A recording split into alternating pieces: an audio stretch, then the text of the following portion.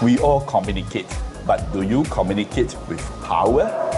Communicate with power means there are 5 things. Check to see, are you doing all this? First is that, are you using vocal variety? That means your tonality has to be up and down. It cannot be flat throughout. And secondly, are you giving people a pleasant tone? That is a pleasant tone. So, I hate you. Do you feel I'm hating you?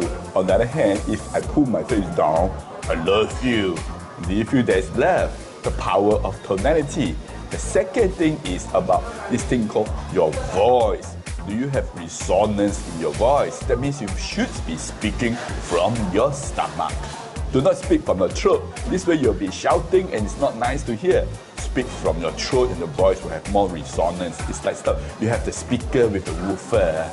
And third is that, are you using this thing called appreciative communication? That means when you communicate, you are actually appreciating another person or something. It is not just about you saying something. For example, I'm telling people I'm having lunch at this cafe. Appreciative communication would be like this. Hello everybody, I am very happy to have lunch at this very quiet place.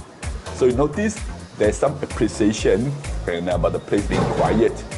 Of course, that means also you are able to appreciate other people, compliment other people, or even praise them.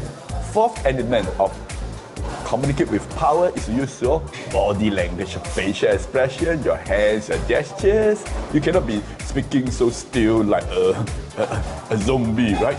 You need to have some vocal variety to be more interesting and people willing to hear, because people also like to see your communication.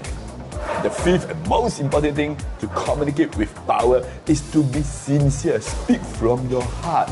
Share your heart, share your feelings. Don't just share about things that actually you hear in the newspaper. Share your feelings, share your heart. Example, I read in the newspaper that inflation is very high.